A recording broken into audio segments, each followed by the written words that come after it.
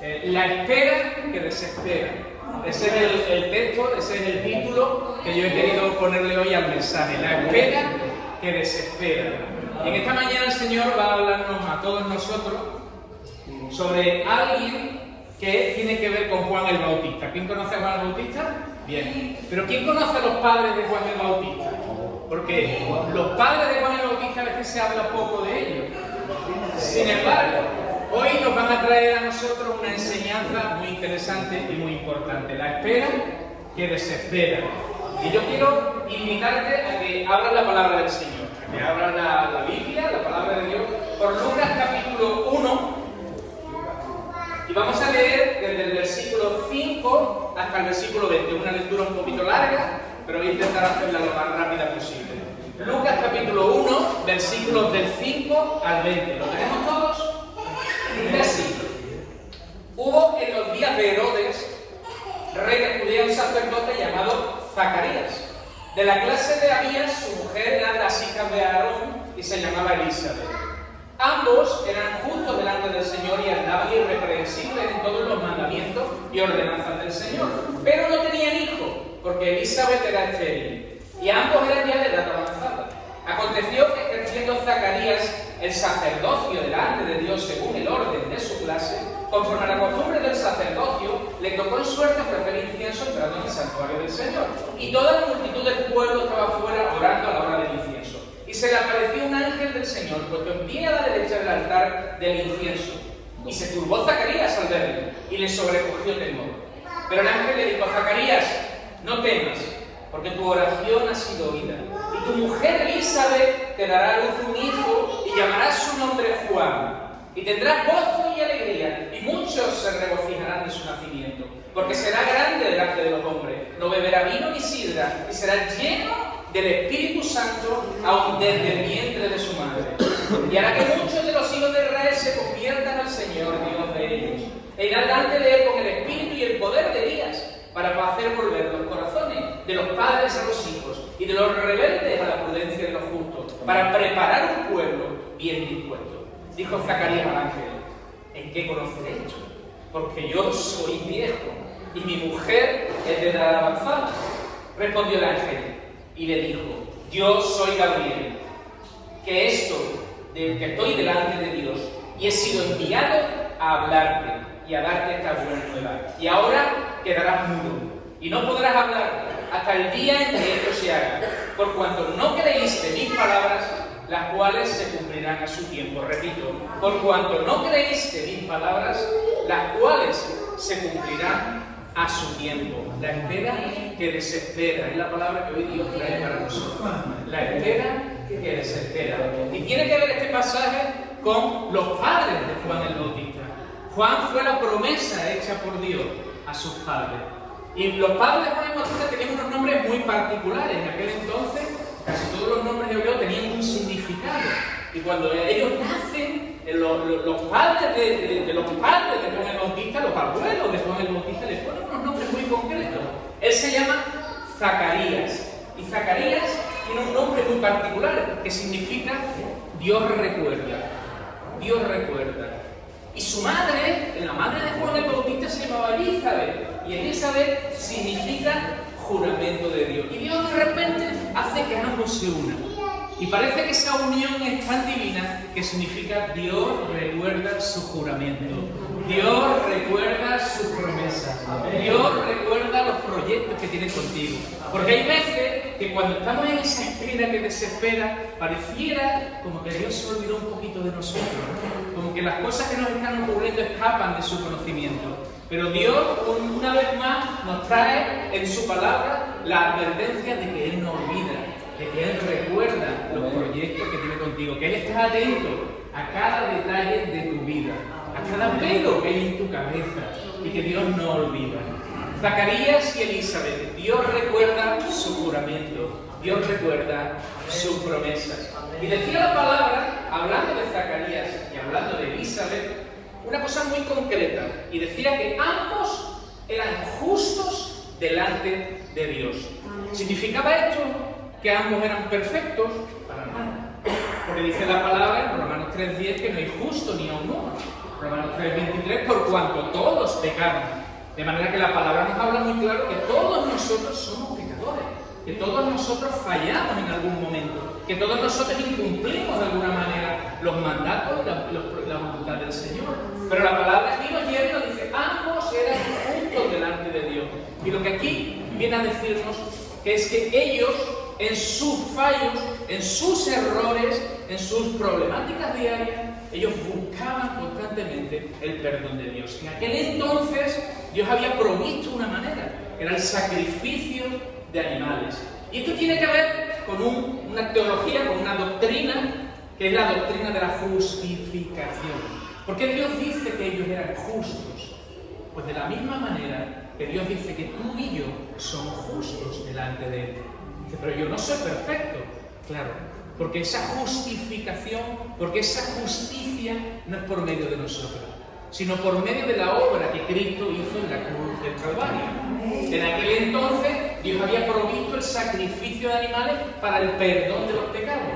Pero desde que Cristo viene, tú y yo estamos en una etapa diferente, en una etapa de gracia, donde la obra de Cristo en la cruz del Calvario, donde Cristo cargó por nuestros pecados pasados, presentes y futuros de toda la humanidad. De manera que hoy tú y yo no necesitamos hacer un sacrificio, porque ya se sacrificó Él por nosotros. Una vez y para siempre, dice la palabra.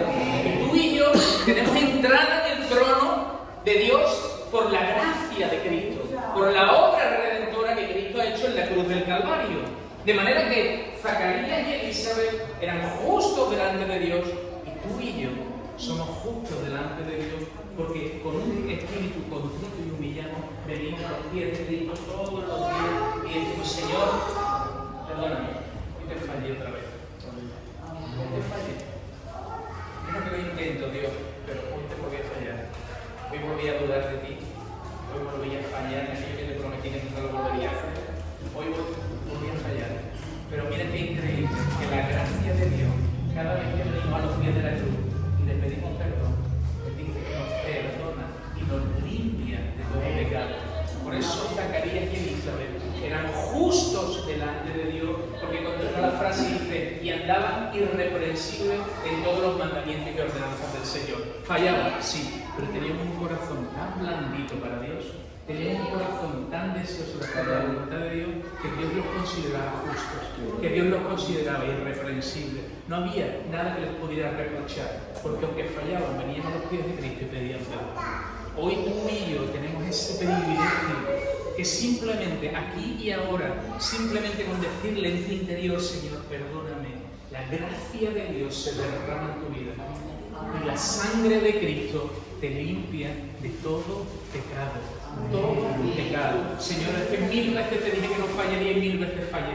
Y Dios te dice, y 1000 veces te perdonaré. Amén. Porque Dios ha dado a su Hijo Jesucristo para limpiarnos de todo pecado. Y la obra de Cristo no tiene límites. La obra de Cristo no tiene límites. De manera que aquí tenemos a Zacarías y a Elizabeth. Dos personas que Dios ha unido y que eran consideradas justas e irreprensibles delante de Dios. Pero hay una cosa interesante, una cosa que de la misma manera que ocurrió en ese momento, hoy ocurre en tu vida y en la mía. Y es que dice, versículo 7, pero no tenían hijos porque Elizabeth era estéril. Y esto tiene que ver con una cosa interesante. ¿Cuántas veces preguntamos al Señor, Señor, en esto que me está ocurriendo, ¿en qué fallé? ¿En qué me equivoqué? Porque nos juzgamos muchas veces cuando viene un problema en nuestra vida como si nosotros hubiéramos hecho algo malo. Zacarías y Elizabeth eran justos delante de Dios, no habían hecho nada malo. Sin embargo, ella era estéril. Había un problema gordo en su vida. No era una cosa fácil. En aquel entonces tener hijos para una mujer era un privilegio. Hoy también. Pero que en aquel entonces era un sumo privilegio. Y no tener hijos era un gran problema para una mujer. Así que aquí tenemos una mujer devota, que ama al Señor, que quiere obedecer a Dios en todas sus cosas. Y que es estéril. Y no se preguntaría Elizabeth muchas veces, Señor, ¿en qué fallo? ¿En qué estoy cometiendo errores? Porque ¿cuántos de nosotros hemos sufrido a veces Cuando estamos en un periodo de nuestra vida malo, que alguien nos ha dicho, bueno, algo malo habrás hecho, o a lo mejor te estás apartando del Señor, o a lo mejor y nos sentimos culpables, como si nosotros fuéramos los culpables de esa situación que nos está tocando vivir. Pero hoy Dios, la palabra nos dice que aun siendo ellos justos, un problema grave en su vida. Y esto tiene algo que ver en contra de una teología que yo desde aquí la condeno, y es la teología de la prosperidad. Es esa teología que dice que un cristiano no puede pasar por problemas, que un cristiano no puede pasar por enfermedades, que un cristiano no puede tener dificultades en su vida, porque entonces que le falta la fe. Eso no es así. Un cristiano pasa por problemas, un cristiano pasa por dificultades, un cristiano pasa por pruebas. Y esas pruebas muchas veces son procesos en los que el Señor permite en nuestra vida porque tiene que trabajar con nosotros y romper cosas que no están conforme a su voluntad. Así que esa teología de la prosperidad, un cristiano tiene que estar siempre feliz viviendo en la nube, no es cierto. Pisamos la tierra y nos caemos. Y ahí viene el Señor, por medio del Espíritu Santo, el consolador que nos levanta. Porque caemos, porque dudamos, porque fallamos, porque cometemos errores. Y porque a veces ni siquiera nuestros errores son la causa de la situación por la que estamos viviendo, sino que es algo que Dios está permitiendo al margen de cómo seamos, que Dios está permitiendo, o bien para algo mejor que tiene para nosotros, o para algo que Dios quiere enseñarnos. Pero son situaciones que Dios permite. Ambos eran justos delante de Dios, pero ella era este ahí. Esto es una gran enseñanza. La enseñanza de que un cristiano sí puede pasar por dificultades. Yo quiero hablarle de un pasaje que nos muestra algo así. Y es en Juan capítulo 9, los versículos del 1 al 3.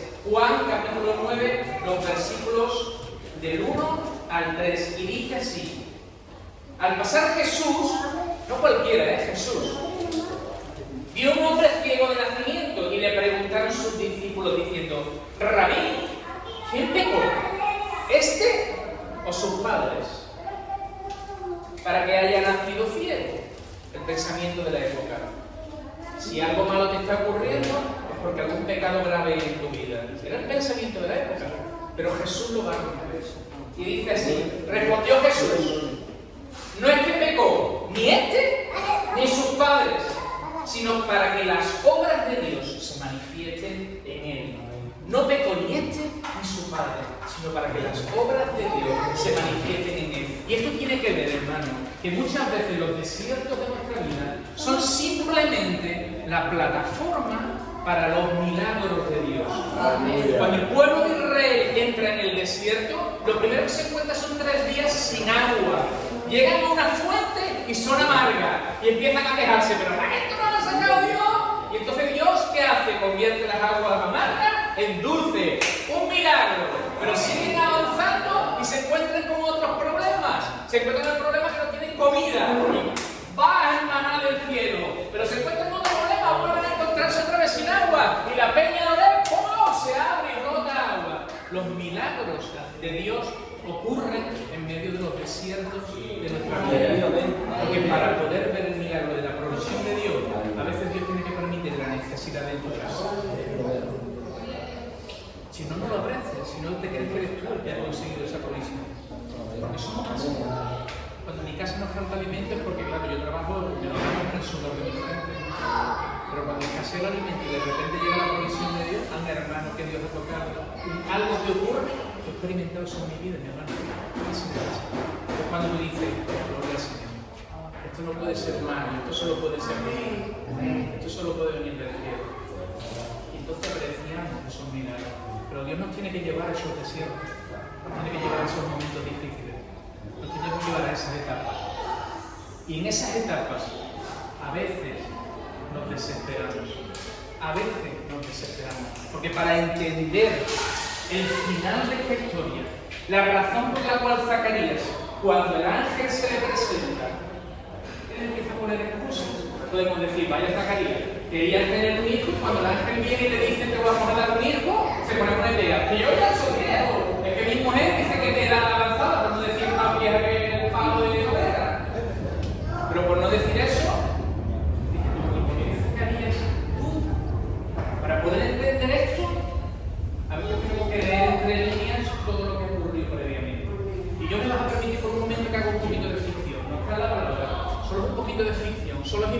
intuición mía, pero que me ayuda a entender ese momento final. ¿Puedes imaginarte a dos jovencitos que se conocen?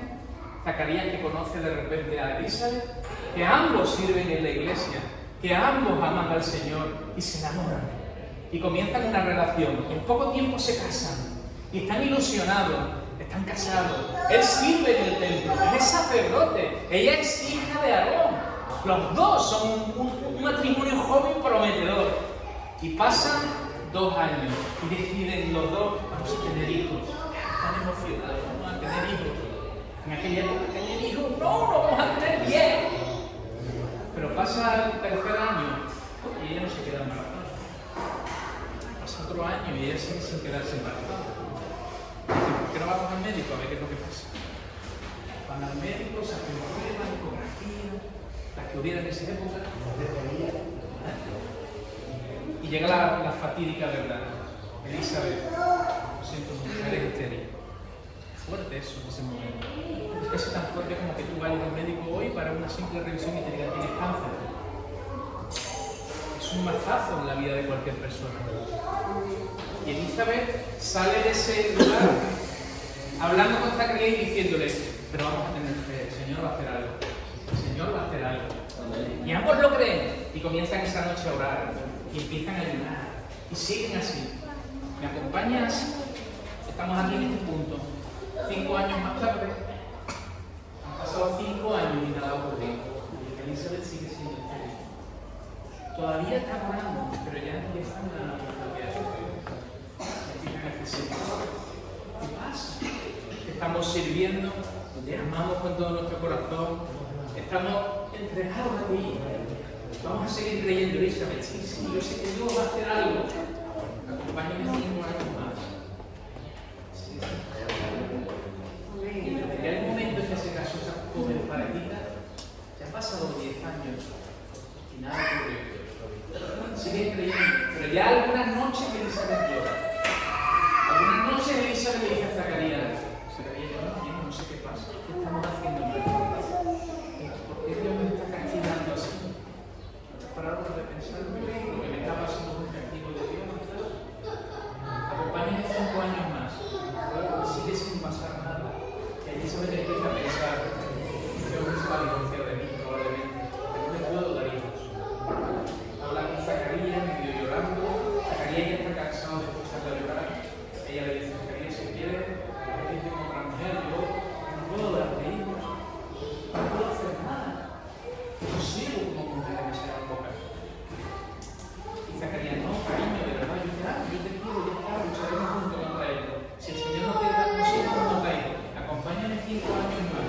Ya han pasado 20 años y nada pasa. Y la espera comienza a desesperar. Y la espera dice el Señor, ¿qué pasa con nuestra vida? ¿Por qué esta situación se está prolongando tanto? Porque hay enfermedades en creyentes que se prolongan. Porque hay situaciones económicas que parece que nunca se resuelven. Porque pareciera que Dios hay una cúpula en la cual mis oraciones no la traspasan. Porque parece a veces que Dios no nos escucha. Y la espera parece que desespera, Señor. Y ya entre llanto, entre los llantos, han pasado 5 años más. Y Zacarías ya ha dejado de orar. Y Zacarías dice, mira, ya me voy. No tendré hijos, no pasa nada. Elizabeth, pero no pasa nada, Elizabeth, ya está. No vamos a tener hijos, vamos a tener una mala idea. Solo han pasado 30 años. Dice la palabra que eran de edad avanzada. Los fuentes estadísticas dicen que para cuando el ángel se le presenta a Zacarías se tenían cerca de 80 años. 80 años. Se casaron jovencitos con 19. Había una promesa de Dios. Si a Zacarías en ese momento le dicen, Zacarías, Dios no olvida sus promesas. Y a Zacarías, pero Zacarías, su promesa se va a cumplir cuando tú tengas 80. Si hoy Dios te dijera a ti, quiero hacer algo extraordinario en tu vida, pero el proceso va a durar 60 años. Tú quieres algo grande, pero va a haber un proceso largo en medio. A Moisés no tuvo 40 años en el desierto. Los procesos de Dios no van muchas veces al ritmo de nuestros procesos.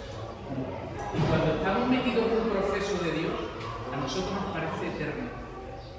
Pero Pablo dice que esta leve tribulación momentánea, porque desde la perspectiva de Dios, 60, 70, 40 años no es nada comparado con la eternidad junto a Él. No es nada. Pero a nosotros nos parece eterno. Por eso la espera desespera muchas veces. De manera que cuando ya han pasado todos estos años y el ángel se le presenta a Zacarías, Zacarías, de parte del Señor te digo que vas a tener un hijo. Zacarías con 80 años, encorvado, mirando el cielo. Ahora me vas a decir que tener un hijo. Porque esas son las palabras entre el negro que Zacarías dice. Yo soy de la avanzada y mi mujer también. Yo quería el hijo con 19, yo no lo quiero con 80. Porque nuestros propósitos no son los propósitos de Dios. Nuestros caminos no son los caminos de Dios. Porque nuestros tiempos no son los tiempos de Dios. Porque Juan el Bautista tenía que nacer, pero tenía que nacer en un tiempo muy concreto. En el tiempo en el que ellos iban a anunciar la venida de Jesús. Y Dios tenía un propósito con sus padres, Zacarías y Elizabeth, pero no les podía revelar hace 60 años que ese propósito iba a tardar 60 años en cumplirse. Lo mismo pasa contigo. Tú estás metido ahora en un proceso de Dios que tiene un propósito de Dios. Que no puedes entender ahora, pero que entenderás más adelante. Cuando llegue el momento en que ese propósito se cumpla. Y entonces dirás, Señor, gracias por los desiertos de mi vida. Porque a pesar de que no lo entendí, a pesar de que me desesperé, tú estuviste conmigo en todo momento. Porque la palabra que dice que Zacarías y Elizabeth se apartan del templo, reprochando a Dios que no tenía hijo, sino que ellos siguen sirviendo en el templo. Ellos siguen sirviendo, a pesar de no haberse cumplido sus expectativas durante más de 60 o 70 años. Y cuando el ángel se presenta, el problema es que Zacarías sí que había endurecido su corazón. Por eso no le cree al ángel. Y por eso el ángel le dice, vas a quedar mudo hasta que el niño nazca. Por cuando no creíste mis palabras, que su tiempo se cumplirá. Cuando el Señor te está diciendo aquí y ahora el proceso por el cual estás viviendo, las circunstancias por las cuales estás viviendo, la dificultad por la cual Dios está permitiendo que pase en tu vida, no es sino un proceso divino que se cumplirá en su momento el proyecto y el propósito que Dios tiene contigo. Pero tienes que tener un corazón tranquilo. No endurezcas tu corazón en el proceso. No endurezcas tu mente en el proceso. No pienses ni creas que Dios se olvidó de ti. Dios está siguiendo tus pasos.